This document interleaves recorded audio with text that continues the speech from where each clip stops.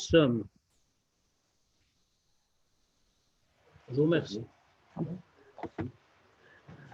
Renseignements généraux. Non, non. C'est le système, Oui, bien sûr. Non, mais c'est lui qui veut. Oui, oui, bien sûr, bien sûr. Donc, nous en sommes sur cette page à peu près, je compte les lignes, 3, 6, 8 lignes. À la 8e ligne, 7e, 8e ligne, on va reprendre là-bas, de la page. Alors, de quoi a-t-on parlé jusqu'à présent? Alors, bien sûr, le Shara Yehud Ve'emunah a un thème, un grand thème unique en réalité. Le grand thème, c'est de montrer que Dieu est la totalité de ce qui existe. Et non seulement il est la totalité de ce qui existe, mais ça veut dire que le monde ne se comprend que si on comprend bien qu'il est totalement attaché, totalement uni avec Dieu. Alors pour nous montrer ça, et qu'en réalité, d'ailleurs il va le dire clairement, hein, l'Admorazaken, il va le dire clairement, c'est que si nous ne le voyons pas, c'est parce que nos yeux sont grossiers. Mais sinon, ce qu'on verrait, ce n'est pas le monde en tant, enfin comme nous le voyons, en tant qu'entité, etc. Mais ce qu'on verrait, c'est comment le monde est attaché avec Dieu. On verrait la divinité partout. Alors, pour nous montrer ça, dans le premier chapitre du Shara Yichud, puisque nous sommes là aux 2/3 du deuxième, dans le premier chapitre du Shara Yichud Ve'emunah, le Admorazaken a repris le fameux pasuk, le fameux verset Leolam Hashem va'acha nitzav b'shamayim, toujours Dieu, ta parole se dresse dans les cieux, tel qu'expliqué par le Baal Shem Tov, au sens profond. Qu'est-ce que ça veut dire au sens profond? Ça signifie que Dieu ne cesse pas de prononcer les mots de la création. C'est ça la parole de Dieu, puisque comment Dieu crée le monde, l'univers? Il le crée par sa parole. C'est-à-dire qu'en prononçant les mots de la création, il crée l'univers. Autrement dit, Dieu ne cesse pas de dire les mots.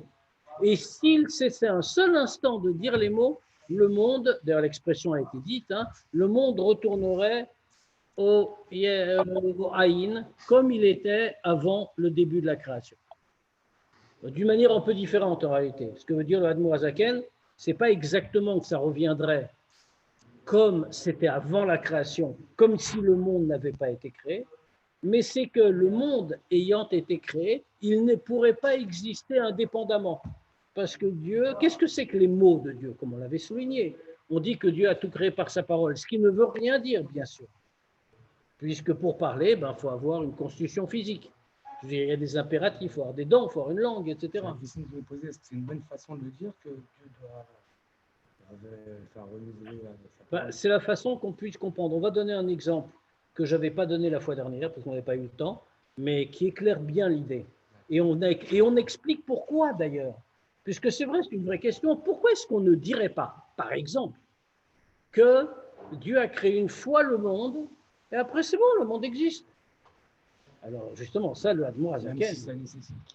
Ah ben, ça, si ça nécessite, c'est qu'il ne l'a pas créé pour une fois. C'est que ça ne dure pas. Donc, mais la question est là. Pourquoi ça ne dure pas? Ça, c'est tout l'objet du deuxième chapitre que nous sommes en train d'étudier. L'Admorazaken nous dit, voilà ce que nous apprend le Baal Shem Tov.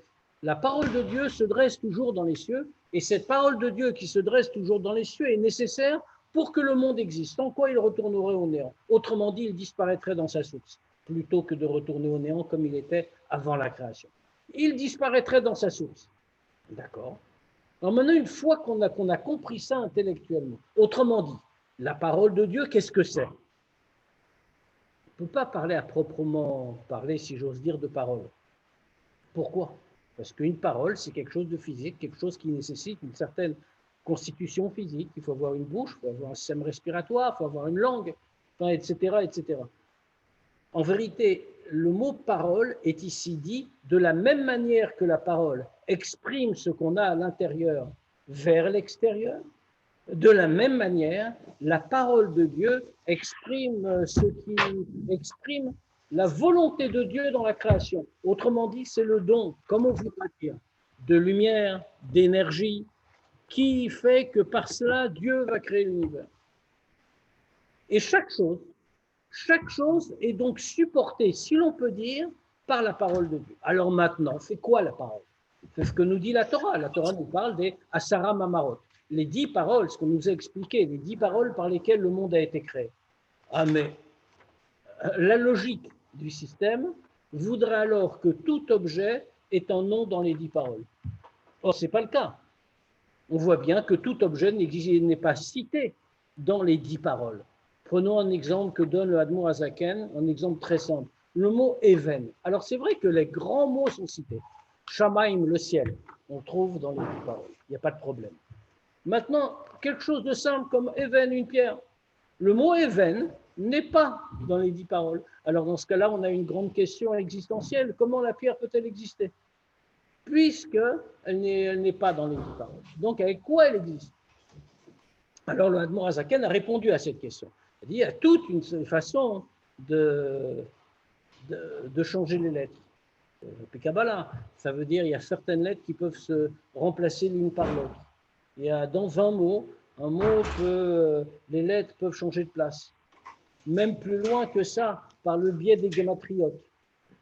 Alors, pas les gématriotes en tant qu'opération facile d'arithmétique, mais des vrais gématriotes. On a regardé dans le ciel, qu'est-ce qui se passe? Dans ce cas-là, on peut voir le lien qu'il y a entre deux gématriotes. Et dans tous ces cas-là, eh bien, ça va permettre de faire apparaître tous les mots qui existent. Et donc, tous ces mots vont recevoir leur vitalité de Dieu qui la leur donne, par le biais des mots, par toute une série, bien sûr, de descentes de la lumière, par des Tzimtzumim, par Seder Ishtalshalut, et toutes ces choses qu'on a déjà définies. Alors maintenant, comme on a dit,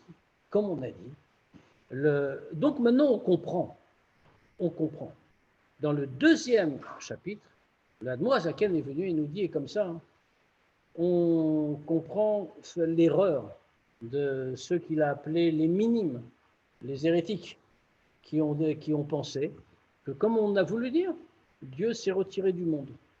Et pourquoi? Parce qu'ils ont commis une erreur de réflexion de base. Ils ont voulu comparer l'action de Dieu à l'action des hommes. L'exemple est très simple, que nous donne l'Admour Hazaken. Il nous dit, ils ont comparé Dieu à un potier. Quand le potier fabrique son vase, une fois qu'il a terminé son vase, alors c'est vrai, le potier c'est le créateur du vase. Le vase c'est sa création. Pourtant nous observons que pour apparaître, pour exister effectivement, le vase a besoin du potier. Mais une fois que le potier a terminé son travail, il peut s'en aller, il peut aller se promener et le vase existe sans le potier. Donc on peut dire la même chose. Dieu a créé le monde, il a façonné comme le potier façonne le vase. Maintenant, une fois qu'il a terminé, il s'en va. On a le monde, sa création, n'a plus besoin de lui. Alors, l'Admour Hazaken souligne, ça c'est une grave erreur. C'est confondre l'action humaine, qui est celle du potier. Qu'est-ce que c'est que cette action humaine? L'action humaine, c'est la transformation d'une matière en une autre.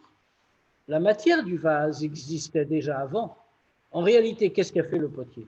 Il n'a fait que façonner une matière préexistante. Avec l'action fait la confondre avec l'action de Dieu, qui ne façonne pas une matière préexistante, mais qui crée à partir du néant, qui crée Yesh Me'ayin. Et dans ce cas-là, fait quelque chose de bien plus extraordinaire. Ça n'a rien à voir en réalité. Alors pourquoi ça change tout? Il y a un exemple qu'on donne toujours dans Chassidut qui permet de bien comprendre l'idée. Nous pouvons nous-mêmes faire l'expérience de la création Yeshmaïm, la création à partir du néant. D'une certaine façon, on peut le faire. Parce que nous aussi, on peut créer quelque chose à partir du néant. Enfin, pas tout à fait comme ça, mais quelque chose qui ressemble. Imaginons que je veuille qu'une pierre vole dans les airs. Alors, la pierre, par nature, ne vole pas dans les airs. Alors, on va regarder ça un peu différemment de la physique, évidemment. La pierre ne vole pas dans les airs. Comment je vais traduire ça? Ça veut dire que dans la nature, dans l'essence de la pierre, il n'y a pas la capacité de voler. Dieu ne lui a pas mis la capacité de voler. Donc la pierre ne vole pas. qu'est-ce que je peux faire? Moi, j'ai envie qu'elle vole. Je vais prendre une pierre et je vais la lancer en l'air. Et la pierre va effectivement voler. C'est-à-dire que j'ai créé à partir du néant une force dans la pierre qui lui permet de voler alors qu'elle ne l'avait pas par nature. Pourtant, j'observe un phénomène étrange. Une fois que j'ai lancé la pierre ne va pas continuer à voler toujours. Comment ça se fait? Encore une fois, hein, je ne parle pas en termes de physique ou quoi que ce soit de scientifique dans cette histoire, mais je parle des raisons d'être de la science. Qu'est-ce que va faire la pierre? Elle va retomber au bout d'un certain moment. Mais pourquoi? Puisque je lui ai mis une force qui lui permet de voler, elle devrait continuer à voler. Elle ne va pas le faire pourtant. La seule solution pour qu'elle continue à voler, c'est que je reprenne la pierre et que je la relance en lui conférant une autre force. Pourquoi? Parce que c'est quand quelque chose ne possède pas la chose par nature, et donc on la fait sortir de ses règles, on lui donne quelque chose de nouveau à partir du néant, alors je dois constamment le reproduire pour que la chose se maintienne. Ici, la pierre, bien sûr, je ne l'ai pas créée, mais si on peut dire, ce n'est pas tout à fait pareil, mais ça ressemble beaucoup, j'ai créé en elle une force qu'elle n'a pas, à partir du néant. Je lui ai donné la force de bouger. Maintenant, cette force, comme elle a été donnée en elle, a été surajoutée en elle, elle n'est pas dans sa nature. Je suis obligé de la reproduire pour qu'elle continue d'exister dans la pierre. D'une certaine façon, Dieu fait pareil. On voit bien le point de comparaison, on voit aussi toutes les différences, bien sûr. L'apparition du monde n'est pas une chose qui est dans la nature du monde. C'est la décision de Dieu. Et donc, Dieu crée l'univers. Mais pour que l'univers se maintienne à l'existence, il faut qu'il refasse la même chose. Il faut qu'il relance la pierre, si l'on peut dire. Et comme il est écrit, je crois qu'on l'a cité déjà la dernière, non, on ne l'a pas cité, on va le citer plus loin, donc je vais laisser l'Admour Hazaken le citer tout seul. Et l'Admour Hazaken a comparé ça avec l'ouverture de la mer, en sortant d'Égypte, l'ouverture de la mer Rouge. On voit la même chose. Et on va analyser un peu, parce qu'on avait été un peu vite la fois dernière sur cette partie-là, mais il faut comprendre aussi quelque chose là-dessus. On voit que ici, le Shara Yichud Ve'emunah compare la création du monde à l'ouverture de la mer. Pourquoi? Parce que on voit quelque chose d'intéressant. Pour ouvrir la mer, qu'est-ce que nous dit le texte de la Torah? Il nous dit que Dieu a fait souffler Ruach Kadim Aza Kol Halayla. Dieu a fait souffler un vent d'est très fort pendant toute la nuit. Et l'eau s'est dressée comme des murailles. Mais pourquoi? Pourquoi est-ce qu'on nous précise ça dans la Torah? Si Dieu veut que l'eau se dresse comme des murailles, il suffit que Dieu le décide. Pourquoi est-ce qu'il a besoin de passer par un vent violent qui va ouvrir la mer? Quelle importance? Fais ça, fais autrement, peu importe. Maintenant, on le comprend. Au sens profond, qu'est-ce que veut dire ce passage? Et c'est là le point de comparaison que prend le Admour Hazaken, et c'est sur ça qu'il faut s'arrêter un instant. La nature de l'eau n'est pas de se dresser comme des murailles. La nature de l'eau, c'est de rester tranquillement allongé au fond de son lit. Pour que l'eau se dresse, il faut, c'est une création, Yeshmaïn, comme le monde. C'est-à-dire pas l'eau existe, bien sûr. Mais le fait qu'elle se dresse, c'est une création à partir du néant. Et pour ça, Dieu utilise Ruach Kadim Aza Kol Halayla, d'un vent violent pendant toute la nuit. Pourquoi? Parce que comme il y a création à partir du néant, il y a action continue nécessaire, qui est représentée ici par le vent violent toute la nuit. En réalité, l'Admour Hazaken va tout de suite dire que la création du monde, c'est infiniment plus prodigieux que l'ouverture de la mer. A priori, on peut demander pourquoi. Alors, c'est vrai que c'est dans le monde, c'est l'univers tout entier, là, c'est que la mer. Mais on ne raisonne pas comme ça, c'est pas en quantité que c'est plus impressionnant, c'est prodigieux, c'est plus prodigieux. Tant plus que l'Admour HaZaken emploie des mots vraiment très, très. Il dit c'est Pélé Gadol Yoter, un prodige bien plus grand. Pourquoi? Quelle est la différence? Fondamentalement, c'est la même idée. Alors justement, en réalité, on voit dans les termes, et on va les reprendre, on va remonter un petit peu plus haut que ce que j'avais dit tout à l'heure, on voit que ce que veut dire le Admour HaZaken, il y a une vraie interrogation sur le statut de la mer. C'est une vraie chakira, une vraie analyse qui est faite par les Chachamim sur comment la mer s'est ouverte à ce moment-là. Est-ce qu'on va dire, on peut le comprendre de deux manières, ou alors on va dire que dans la nature de la mer, que la mer c'est une matière en réalité, c'est de l'eau. Il y a une matière qu'on appelle eau, plutôt mer en l'occurrence. Cette matière qui s'appelle mer a donc toute l'essence de la mer, et dans son essence, il y a le fait qu'elle est allongée au fond de son lit. Ou alors on va dire autrement, enfin strictement au même, mais intellectuellement ça change les choses.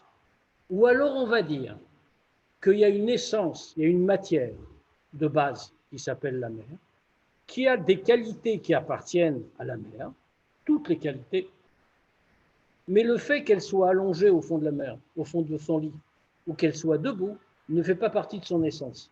C'est une qualité surajoutée. Alors, ça change beaucoup de choses. On peut le voir de deux manières. Soit on dit, Dieu a créé la mer, ce que le Rambam appelle le chomer. Il a créé un corps qui s'appelle la mer, une matière de base.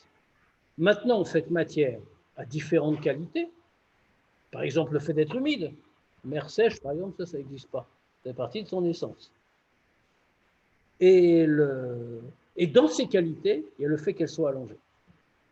Donc, ça veut dire l'essence de la mer, c'est d'être au fond de son lit. Dans ce cas-là, on a vraiment quelque chose de semblable à la création de l'univers. Que la mer se dresse, c'est modifier son essence, c'est vraiment création à partir du néant. Ou alors, on va dire que Dieu crée un chomer, un matériau, je cherchais le mot depuis tout à l'heure, un matériau de base, qui est la mer. Et maintenant, ce matériau peut avoir plusieurs états. Il y a un état de ce matériau qui est d'être allongé. C'est une qualité qui est surajoutée par rapport à son essence. Mais on va dire, ce n'est pas son essence, c'est une qualité superficielle. Et donc Dieu change la qualité superficielle. Il en fait que la mer va se dresser. En réalité, c'est aussi impressionnant. Pourquoi? Il a changé la nature, il a changé la qualité de la mer. Mais cette fois-ci, c'est aussi une création à partir du néant, puisque finalement, dans toutes nos définitions, ce qu'on vient de dire, la création à partir du néant se définit comme un chidouche radical, comme une nouveauté, quelque chose qui n'était pas et qui apparaît. Sans vrai. Là, effectivement, ça n'était pas et ça apparaît. On a changé cette qualité, même superficielle. Mais il est bien évident que si on dit comme la deuxième opinion, le prodige est beaucoup moins grand que pour la création de l'univers. Ce n'est pas l'essence qui a été changée, ce n'est qu'une qualité superficielle. Or, le Admour HaZaken, manifestement, pense comme la deuxième opinion. Et si vous le voulez bien, nous allons le voir dans le texte. Alors, nous sommes, pour ceux qui ont un texte, nous sommes page 154. Et nous allons donc reprendre, dans ce cas-là, on va reprendre pratiquement au début de la page, puisqu'on a parlé de la mer Rouge, et donc Dieu a fait venir, comme on rappelait, un vent très puissant toute la nuit, Vaïvako Amaïm, et l'eau s'est dressée, s'est fendue, Vénitzvo, il s'est dressé, comme une muraille. Vi'ilou, Ifsi Kachem et Arouar Kerega, et si Dieu avait interrompu le vent pendant un instant, Ayu Amaïm, Chosrim, Venigarim, Bemuchat, Kedarkam, Vetivam. Velo Kamu, Kachoma, Bli Safek. Et s'il avait interrompu, donc, c'est exactement ce qu'on vient de dire. Et on le voit dans les mots employés par le Admour HaZaken. Si Dieu avait interrompu ce vent un seul instant, alors l'eau serait revenue et serait redescendue, comme c'est leur habitude et leur nature. Et il ne se serait pas dressé comme une muraille. Autrement dit, c'est bien un caractère de la mer. Ce n'est pas la mer elle-même. C'est un caractère, si l'on peut dire, secondaire.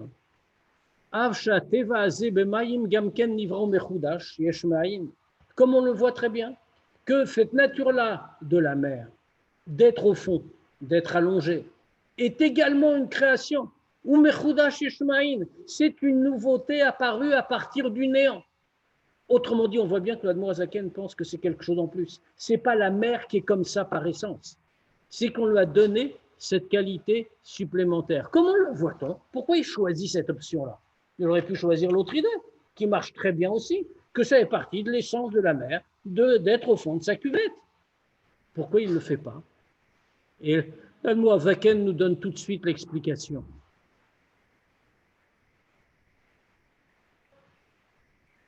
Share, Chomat Avarim, Avanim, pardon, Chomat Avanim, une muraille de pierre. Nitzevet me'atzma bli ruach. Elle se dresse d'elle-même, sans aucun vent pour la soutenir. Autrement dit, quel rapport? On va me dire c'est des pierres. C'est normal qu'elle se dresse sans effort, alors que l'eau, elle va s'effondrer. Non. Ça signifie que toute matière peut être dotée de la capacité de se dresser. Comme l'eau est un matériau de base, la mer est un matériau de base, la pierre est un matériau de base. Or, nous observons que la pierre, elle, va se dresser sans problème. Qu'est-ce que ça signifie? Et c'est pareil que pour la mer. Ce n'est pas un caractère essentiel de la pierre de se dresser. La pierre n'est pas obligée de se dresser. Elle peut être allongée. C'est un caractère secondaire, exactement comme pour la mer. Mais on voit que la pierre, elle, rien ne remet en cause, parce que ce caractère secondaire, c'est ce qui définit sa nature. Ce n'est pas son essence, mais c'est sa nature. Donc, ça veut dire que la mer, de la même façon, en tant que matériau, aurait pu être faite de telle façon qu'elle se dresse sans avoir besoin du soutien d'un vent. Si on voit qu'elle a besoin du soutien d'un vent, ça veut dire que le caractère secondaire qui lui a été rajouté, c'est celui d'être allongé au fond. Et donc, qu'est-ce qu'on voit? Bien sûr, c'est la création de l'univers est un prodige bien supérieur.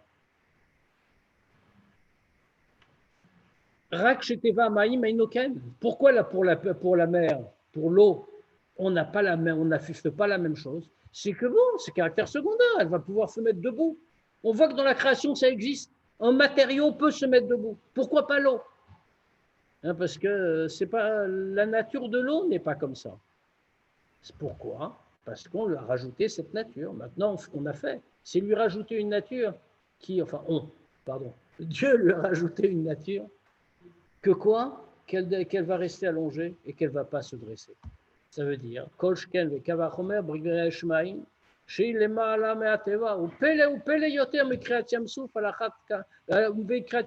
donc, à plus forte raison, à bien plus forte raison, quand il s'agit de la création Yeshmaïn, la création à partir du néant de l'univers. Ça, c'est plus haut que la nature. Ce n'est pas une nature secondaire. Ce n'est pas qu'on a changé quelque chose de superficiel.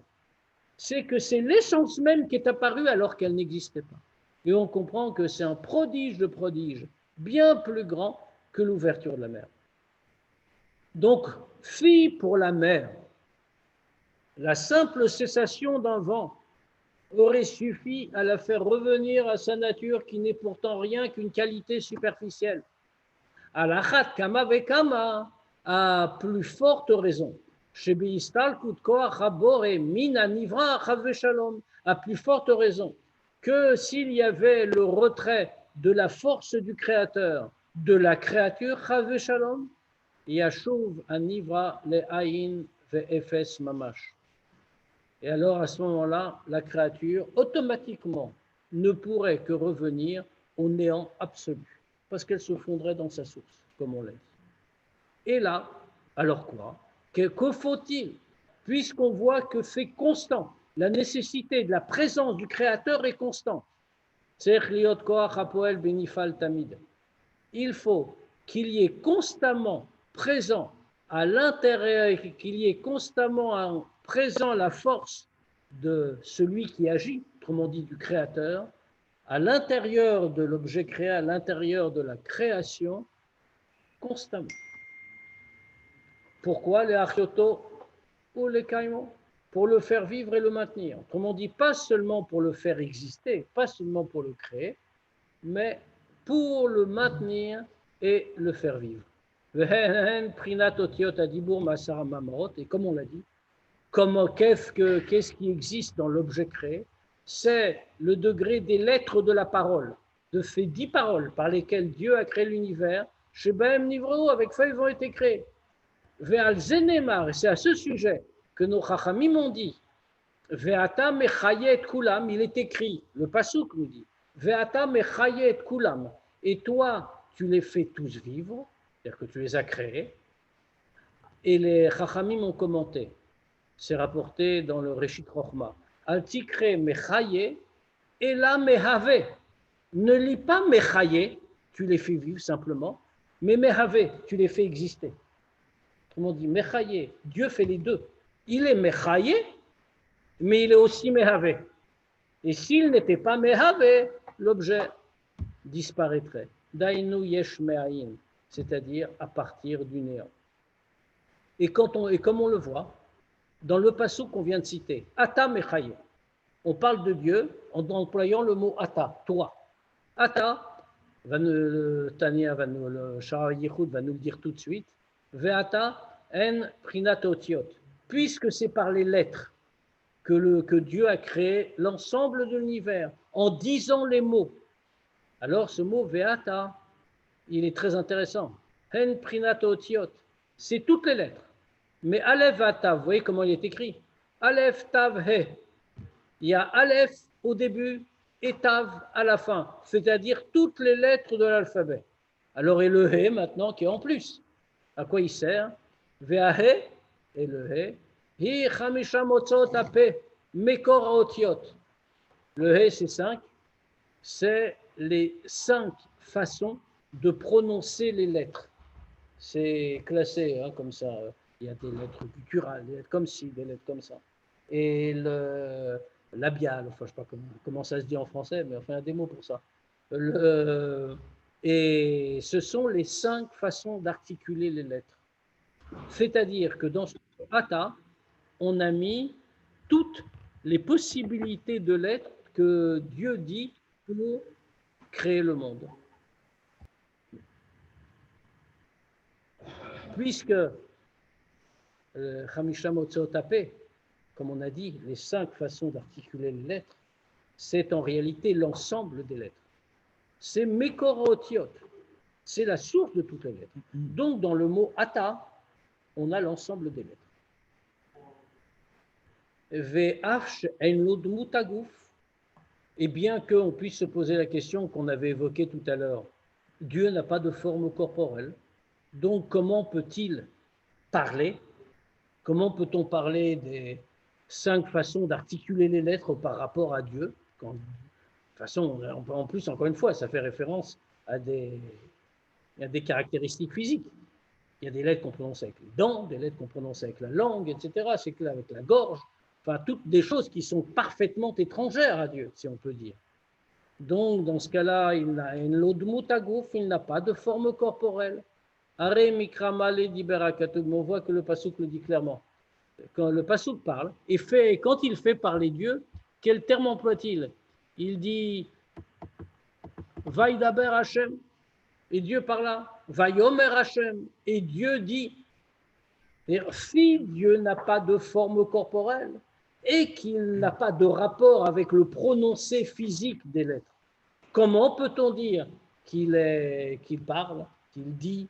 Ça ne marche pas. Et pourtant, c'est des psukim. Mais qu'est-ce que c'est que parler? Vehi prinati galut achavbet otiot elionot, le nivim. Mais ça, c'est le degré de révélation des 22 lettres, les 22 lettres de l'hébreu, bien sûr, mais les 22 lettres, pas de la langue hébraïque en bas dans ce monde, les 22 Otiot Elionot, les 22 lettres qui, comme elles sont chez Dieu, puisqu'elles existent, mais en termes de lumière spirituelle. C'est ça, ce sont ça les lettres et les mots dits par Dieu. Leur dévoilement, les Névim, aux prophètes.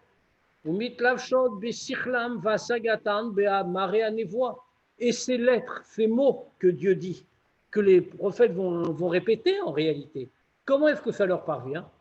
Ça descend dans leur intellect, dans leur compréhension, par l'intermédiaire de Marianne Voix, par la prophétie. Vegam, Bemarshaftam, Vediburam. Et ensuite, une fois que c'est entré en eux, dans leur capacité intellectuelle, humaine, alors ça descend aussi dans leurs pensées et dans leurs paroles, comme c'est marqué, le passage nous le dit clairement, Roi Havaye d'Iberbi, le souffle de Dieu a parlé en moi, Umilto Aleshodi, et son mot sur ma langue. Qu'est-ce que ça signifie? On le voit bien d'ailleurs dans ce passage. Dieu s'habille à l'intérieur du prophète, si on peut dire. Puisque les prophètes nous disent, c'est le roi Hachem, l'Esprit de Dieu, qui a parlé en moi. Et non seulement ça, mais quand j'ai parlé, c'est Miltol Leshoni, c'est son mot, le mot de Dieu. C'est pas que j'ai dit ce que je voulais une fois que Dieu m'avait inspiré, on pourrait le prendre comme ça. C'est le mot de Dieu qui est sur ma langue. Quand je parle, dit le prophète, c'est Dieu qui parle.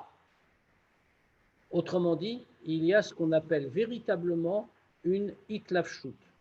Il y a un investissement, la parole de Dieu, la lettre, le mot de Dieu qui s'habille à l'intérieur de l'être humain.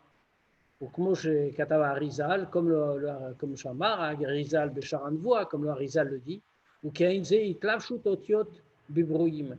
Alors on pourrait se demander quel rapport? Nous, on est en train de dire qu'on veut comment Dieu s'habille dans la création, d'une certaine façon. Le monde donc est uni avec Dieu, rien n'existe en dehors de Dieu pour cette raison. Et tout le reste est illusion. C'est ça qu'on est en train de dire. Maintenant, en vérité, c'est parce que nous sommes très grossiers que nous ne le voyons pas. Mais en vérité, c'est ce que nous devrions voir. Bon, ça c'est une chose. Mais là, on parlait de toute la création, maintenant on nous parle de Névim. Névim, c'est des gens très hauts, c'est un autre niveau.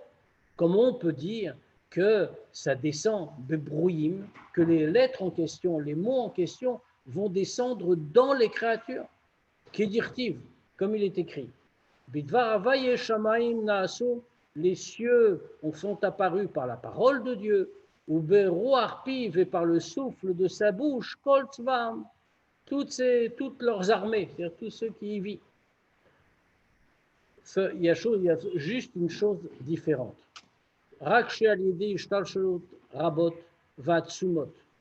C'est simplement parce que tout cela, c'est par Ishtalshalut, par de nombreuses et profondes descentes. Alors, qu'est-ce qu'on appelle Ishtalshalut? C'est comme Seder Ishtalshalut, comme on avait expliqué déjà à plusieurs reprises. Le mot Ishtalshalut vient du mot Shalshelet, la chaîne. Une chaîne, c'est composé de maillons. Ça veut dire que dans une chaîne, le bas du maillon supérieur devient le haut du maillon inférieur. Et comme ça jusqu'au bout. C'est-à-dire que la descente n'est pas une descente directe qui va tout préserver. On va passer de maillon en maillon. On va avoir une descente progressive, le haut devenant le bas, devenant le haut, qui devient le bas, qui devient le haut, le bas, etc., etc. Autrement dit, il y a une vraie descente, mais la descente se fait de manière tellement progressive et tellement indirecte qu'elle peut aller très très bas. C'est exactement ce qui se passe. Comment fait les mots de Dieu, comme on a dit, qu'on a expliqué, que c'est des lumières très hautes, peuvent descendre. C'est grâce à tout ce qu'on a appelé des ishtalshalut, des descentes très nombreuses et très fortes. Au point que cette lumière va descendre jusque dans le monde de Asya Gufnit, le monde de Asya physique, c'est-à-dire l'autre qui est le plus bas de tous. Alors, le Machenken, à Sekatanvi, alors que la compréhension des prophètes n'est pas dans un degré si bas, c'est dans la Tzilut, Amitla Veshet Golam Abria. C'est dans le degré de la Tzilut tel qu'il s'habille à l'intérieur du monde de Bria. Très grande différence. On a dit que pour la création, la parole de Dieu descend par des Ishtar Shelut, par toute la descente progressive indirecte qui entraîne un affaiblissement de plus en plus grand jusqu'à ce que cette lumière se voile tellement qu'elle va finir par aboutir dans notre monde à nous. C'est-à-dire qu'elle va descendre depuis Hatzilut, puis elle va passer dans Bria et dans Yetzira et dans Assia, le quatrième des mondes, et dans Assia, elle va descendre tous les degrés de Assia jusqu'à parvenir toujours par la même chose dans Assia Goufnit, notre monde à nous, le monde de Assia physique, le plus bas de tous où tout est voilé. Alors que, comme on vient de dire, Asagat Nevim, la compréhension des Nevim, Kiba Atzilut, Amikla Veshet Bolam Abria, c'est dans Atzilut. Alors, Atzilut doit descendre aussi, bien sûr, la lumière de Atzilut, puisque Atzilut n'a pas vraiment de rapport avec la création. Mais elle va descendre dans le monde de Bria. Et cette fois-ci, c'est une descente directe. Ça va arriver en bas, bien sûr. Les Nevi'im sont des hommes, des êtres humains qui vivent ici-bas avec un corps, etc. Mais la descente n'est pas d'Aparishtal Shulu. Elle va s'habiller, le mot va s'habiller à l'intérieur d'eux-mêmes. Et dans ce cas-là, bien sûr, la descente est beaucoup moins grande. C'est pour ça que ça se passe différemment, c'est pour ça qu'eux voient quand nous ne voyons pas. Mais la conséquence de ça, de ce qu'on vient de dire, qu'est-ce que c'est? On vient de comprendre intellectuellement qu'en réalité, le mot de Dieu, la parole de Dieu, est toujours présente dans la création. Et elle est par nature présente et obligatoirement présente, sinon le monde ne pourrait pas exister. Alors qu'est-ce que ça veut dire? Est-ce que le monde existe? Dans la réalité, ce n'est pas une création absolue. On va le redire dans le Shara Yehud. Alors, on pourrait même s'interroger, est-ce qu'on existe? C'est une question tout à fait légitime après ce qu'on vient de dire. Puisque de toute façon, on est obligé que Dieu nous crée constamment. Et si Dieu cessait de nous créer une seule seconde, immédiatement on disparaîtrait. Peut-on dire que nous existons?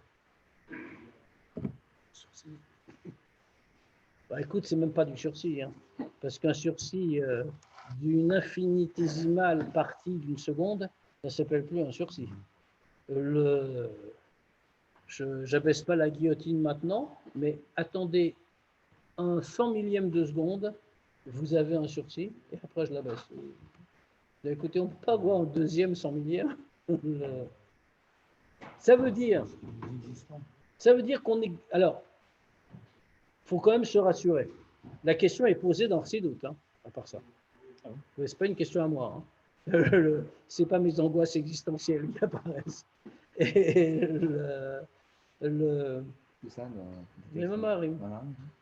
mais la réponse est très simple. Pourquoi on est obligé de dire qu'on existe? Parce qu'il est écrit Bereshit bara Elokim. La Torah nous dit que Dieu a créé le monde. Donc, nous sommes, et la Torah, c'est Dieu, si on peut dire, sa parole de Dieu. Donc, on est obligé de dire que le monde a effectivement été créé. Donc, nous sommes une création. Donc, nous existons. Mais c'est la seule preuve objective et indubitable que nous ayons de notre propre existence. Maintenant, comment ça se fait qu'on ne le voit pas? On voit pas quoi. Normalement, on devrait le voir. Je crois que c'était parce que je pensais, je pense que je suis. Donc j'y suis.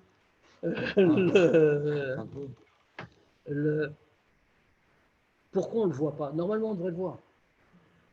Dieu? Je pense que ça veut dire voir Dieu. On devrait voir la lumière divine qui crée le monde à chaque instant. La lumière aussi ne veut rien dire, hein, bien sûr. Mais on devrait voir ce qui est dans le monde et qui fait la parole de Dieu. Voilà, pour reprendre les termes auprès par le Tania, comme ça on ne s'aventure pas trop. Voir, c'est voir ou sentir? Voir, matériellement. On devrait le voir. Comment peut-on, si vraiment l'existence matérielle est tellement fugitive, comment ça se fait qu'on la voit? L'existence primaire, c'est ça. Exactement. En vérité, on y répond, c'est parce que nous sommes grossiers. Raconte une histoire comme ça, que peu de temps avant qu'il quitte ce monde, le Admour Azaken, justement, a appelé son petit-fils, le Tzemar Tzedek, et il lui a montré, il y avait une poutre qui passait dans le plafond, comme on construisait à l'époque, et il a dit au Tzemar Tzedek, qu'est-ce que tu vois là? Le Tzemar Tzedek, c'est pas un petit enfant déjà à l'époque. Le Tzemar Tzedek ne comprenait pas vraiment la question de son grand-père, et donc il lui a dit, je vois une poutre. Et le Zaken lui a répondu, tu peux me croire, moi tout ce que je vois maintenant, en ce moment, c'est la parole de Dieu qui fait exister la poutre. Normalement, on devrait tous être comme ça. Alors, il y a un Mahamar comme ça, j'ai oublié l'année, mais il y a un Mahamar où c'est expliqué même plus. C'est expliqué que ça, chez un Navi, chez un prophète, c'est évidemment automatique. Il y a des gens pour qui sont au niveau où c'est une chose qui est évidente. Mais là-bas, il explique que ce degré-là est accessible à tout le monde. De voir la parole de Dieu qui fait exister les choses. Alors, j'ai ravi. Maintenant, il faut un peu de fatigue, quoi. Mais si on dit ça, on va passer pour un fou. Écoute, si tu le dis avec sincérité, on te croira. Ouais. Ouais. Alors, je me tais.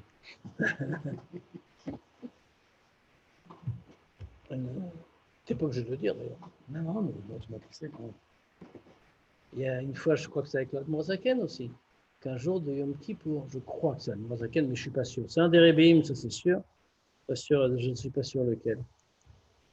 Peut-être pas du tout l'Admorazaken. Enfin bon, un des Rébéim en tout cas.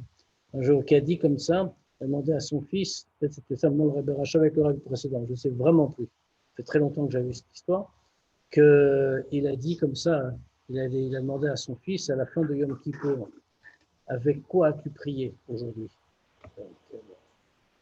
Et donc son fils lui a répondu telle chose, tel sentiment, telle idée. Et il a demandé, toi, avec quoi tu as prié? Il a répondu, j'ai prié avec le pupitre. Qu'est-ce que ça veut dire prier avec le pupitre? C'est de la création, peut-être. C'est ressent ce qu'on a dit. J'ai prié en ressentant la force du créateur dans l'objet créé. On sait ce qu'il nous reste à faire. Avoir un pupitre et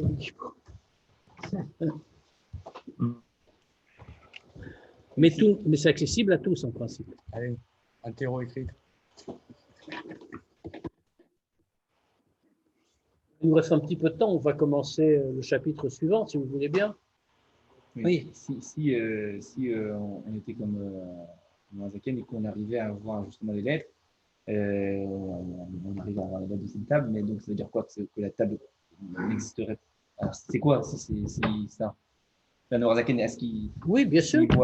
S'il voit que les lettres, la table, il la voit? La poutre dans le toit la poutre dans le plafond de la pièce où se trouvait le Hadmon Zaken, c'était une poutre qui soutenait le toit. Je veux dire, c'était pas un sujet. Le truc n'est pas là. C'est qu'est-ce qui se passe, c'est comment on voit le monde. Est-ce qu'on voit le monde comme une entité matérielle, physique, ou est-ce qu'on voit le monde pour ce qu'il est, c'est une création de Dieu? Mais le monde existe, comme on a dit, Bereshit bara Elohim. Heureusement que la Torah l'a dit, parce que c'était une vraie question. On aurait été inquiet. Heureusement qu'on est des juifs religieux en plus. Imagine quelqu'un qui n'est pas religieux et qui ne sait pas que Bereshit bara Elohim, il peut s'interroger s'il existe. Alors, une petite question. Pardon? Une question, s'il te plaît. Une question. Oui, vas-y. Alors, il y a une opposition, parce que d'un côté, bien sûr, il y a marqué Bereshit bara Elohim, et de l'autre côté, il y a marqué En od milvado. Donc, d'un côté, on dit qu'il n'y a que lui, donc il n'y a que lui, il n'y a rien en dehors de lui, et à côté, on dit Bereshit bara Elohim. Donc, il y a une opposition. C'est exactement ce qu'on est en train d'expliquer. Tu as tout à fait raison. C'est exactement ce qu'on est en train de dire. le monde, nous sommes obligés de dire que le monde existe. Bereshit bara Elokim. Et d'ailleurs, on nous le décrit très bien, il a créé par sa parole, etc. Tout ce qu'on vient d'expliquer dans les 2 premiers chapitres. Mais est-ce que ça signifie que la création s'est détachée de lui, ou qu'il a détaché la création de lui, ou qu'il s'est détaché de la création, comme on voudra le dire? Non. On veut dire Einod Milvado, la création, elle fait partie de lui. C'est lui d'une certaine manière. D'ailleurs, dans l'histoire de la Chassidut, une des grandes accusations que les Misnagdim, les tout premiers, ont portées contre le Baal Shem Tov, l'enseignement du Baal Shem Tov, c'est qu'ils ont mal compris son enseignement. Enfin, c'est une des choses qui ont été mal rapportées à l'époque, qui a fait beaucoup d'histoire. C'est que, comme le Baal Shem Tov enseignait ça, c'est-à-dire que le monde, c'est Dieu d'une certaine manière, avec des guillemets un peu partout, mais enfin, on peut le dire comme ça très rapidement. Les Misnagdim ont dit, ben voilà, le Baal Shem Tov est un panthéiste. Autrement dit, pour lui, comme pour d'autres païens, les Havdil, le monde, c'est la divinité. En ne comprenant absolument pas ce que le Baal Shem Tov voulait dire. Or, justement, ça permet de résoudre ce conflit. L'idée du Baal Shem Tov résout complètement le conflit. Le monde existe, Dieu l'a créé, mais il ne s'est pas détaché de lui. Au contraire, il est présent dans chaque chose, au point que si on voyait comme il faut, nous ne verrions que lui, Einod Milvado. Et d'ailleurs, sans regarder dans Chassidut, dans le Niglé, le Rambam lui-même le dit, dans la première halakha du Mishneh Torah qu'on vient de recommencer, qu'est-ce que nous dit que Rambam? Il nous dit que Dieu est la seule existence et que toutes les autres existences n'existent que de la vérité de son existence et que toutes les existences ont besoin de lui et sans lui, elles n'existeraient pas, et lui n'a pas besoin des autres existences. Sans résumé, et sans les développements qu'on a fait, bien sûr, c'est un petit peu l'idée. Donc, on va un peu avancer. Bon, il est déjà moins 20, mais bon, on va faire quelques lignes, puisqu'on a dit qu'on allait le faire. Perek Gimel. Vine achare advarim va'emet ha'eleh. Après les paroles et la vérité qu'on vient de dire. Kol maskil al davar, toute personne qui comprend la chose, qui réfléchit à la chose, yavin la shuro, va comprendre parfaitement. Shekol nivra veyesh ou be'emet nirshav le'ain ve'efes mamash legabe koach hapoel ve'ruach piv. Et chacun va comprendre, chacun qui réfléchit. Il faut juste être un masculin. Or, comme on sait, tous les juifs sont intelligents et particulièrement les chassidim Chabad qui mettent chaque fois l'action sur la réflexion, la compréhension. Ils en ont même fait leur devise, Chochma Binadat. Et donc, nous sommes tous des intellectuels, comme chacun sait. C'est même notre définition de base.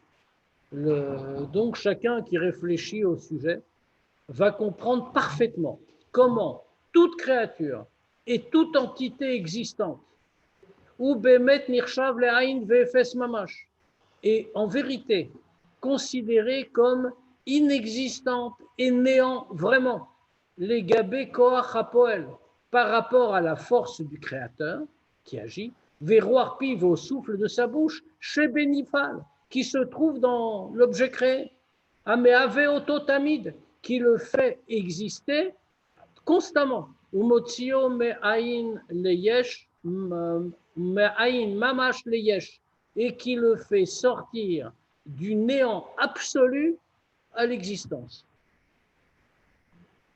Ouma, on va aller un peu vite, hein, c'est pas très grave, qu'on aille à la fin de l'idée, on la reprendra s'il le faut la semaine prochaine. Ouma shekol niva venifal, nire lanu leyeshu mamashut, et on répond à la question que nous avions. Et le fait que toutes les créatures et les choses faites, alors nous semblent comme existantes, comme s'il y a quelque chose de concret.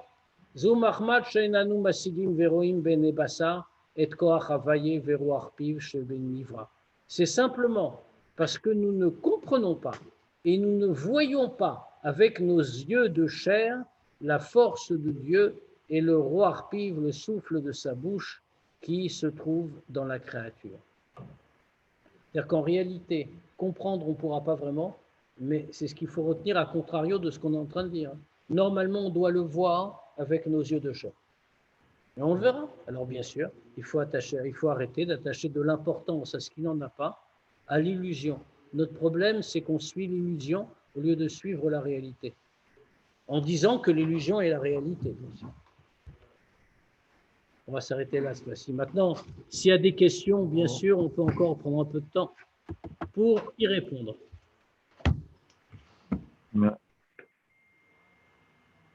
Voilà, tout ça est plein d'espoir, parce que ça veut dire que quoi que nous fassions, nous sommes enveloppés de divinité. Et qu'il suffit finalement de bien regarder, et on va voir Dieu dans les murs, dans les chaises, dans les tables, à défaut de prendre la tfila. On voit les lettres de l'alphabet hébraïque, alors. Voilà. Mais pas de l'ivrite, pas de l'ivrite. Pas de l'ivrite, ouais. De la Shona Kodesh. De la Shona Kodesh. Donc les lettres se baladaient comme ça. Pas des lettres qui se baladaient dans les airs. La force divine qui s'est habillée dans les lettres. C'est dans ça. Les lettres, ouais, c'est ça, la force divine. Ouais. Très bien. Est-ce que je peux partir? Bonne soirée. Bonne soirée. Et à jeudi, Bezrat Hashem. Est-ce que je peux me sauver comme Je t'en prie. Fais comme chez toi.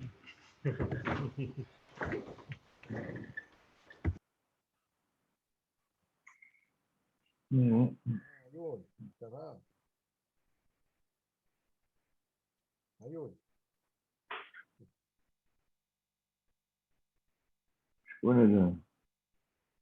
Zerbib, Salut. ça va, Gégé? Ça va, ça va. Tu l'as au téléphone? Comment? Tu l'as au téléphone, Gégé? Il y a un téléphone de qui? Ayoun, Ayoun. Oui. Tu l'as au Le téléphone de Gérard Ayoun? Ouais, ça va, il va bien? Ouais, ça va, il va bien. Je l'ai vu ce Shabbat, là. Ah, franchement, grâce à Dieu.